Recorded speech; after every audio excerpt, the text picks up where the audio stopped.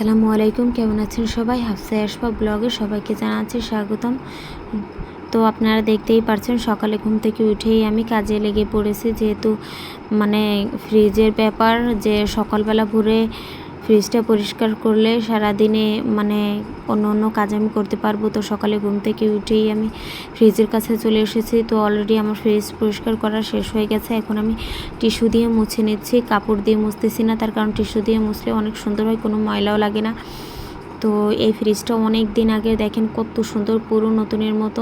Normally তো প্রায় 20 দিন বা 15 দিনের মতো কোনো তরকারি যদি রাখি ওইটা ভালো থাকে, আর ডিপে তো কোনো কথাই নেই।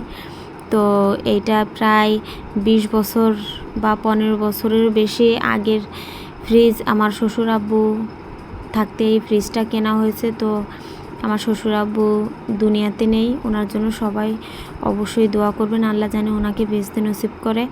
তো দেখেন ঘরের কি অবস্থা, এগুলো আমি এখন সব পরিষ্কার করে ফেলবো। এর ভিতরে আপনাদের ভাইয়া বাহিরে গিয়েছিল, বাইরে থেকে এই তরমুজ আনছে। তো তরমুজটা দেখে তো আমি অনেক খুশি হয়ে গেছি, যেহেতু আমার ঘরের সবাই অনেক বেশি পছন্দ করে। আর অনেক কিছু আনছে, 3-4টা মুরগি কিনে আনছে। আমার মেয়ে ভাত খেতে চায় না, তো ওকে এক এক সময় এক একটা দেওয়া লাগে, এই কারণে বড় একটা মাছও এনেছে। তো আমি সেই তরমুজটা একটু কেটে দেখছিলাম যে খেয়ে দেখি কেমন লাগে। তো খেয়ে দেখলাম যে এত পরিমাণ মিষ্টি, অনেক মিষ্টি। একটু কেটে বাকিটা আমি ফ্রিজে রেখে দিয়েছি। আর আম এনেছে, যেহেতু আমরা সবাই অনেক বেশি টক খেতে পছন্দ করি। তো এই আমি 3টা আম নিছি, আম 3টা এখন মাখাবো। তো মাখানো শেষ হয়ে গেছে, দেখেন আম দেখলেই জিভে পানি চলে আসে।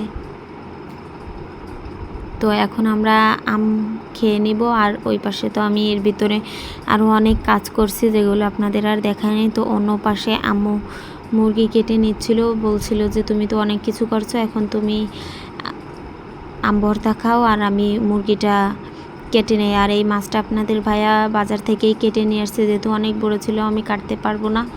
তো এখন আমি ধুয়ে ভালোভাবে পানি ঝরাই এবার প্যাকেট করে নিচ্ছি, ফ্রিজের ভিতর রেখে দিব। আর এই 3 পিস মাছ রাখছি আমার মেয়েকে ভেজে দিব। আর নুডলস সিদ্ধ করে রেখে দিয়েছিলাম, এটা দিয়ে আমি রোল বানাবো।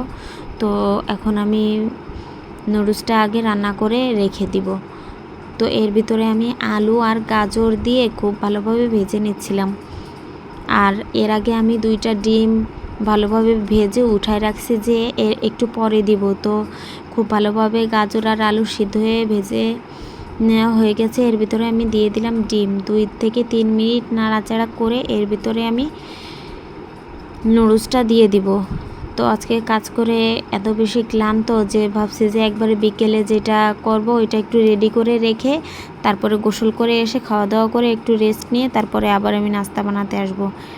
তো নুডলসটা দেওয়া হয়ে গেছে, এটা রান্না করে আমি রেখে দিব, ঠান্ডা হলে তারপরে আমি রোল বানাবো।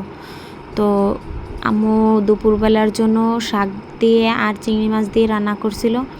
এর ফাঁকে আমি গোসল করে ফেলছি। প্রায় 4টা 4:30 বাজে এখন আমি খেতে বসেছি, এখন খাবো। আম্মু আরও অনেক কিছুই রান্না করেছে, মুরগির ঝোল রান্না করেছে পাতলা করে।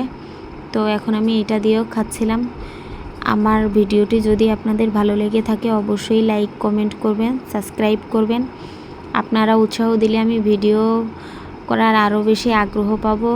সবাই আমার পাশে থাকবেন, অবশ্যই সাপোর্ট করবেন। আপনাদের একটু সাপোর্টে আমি আরও অনেক দূর এগিয়ে যাব। তো আল্লাহ হাফেজ, সবাই ভালো থাকবেন।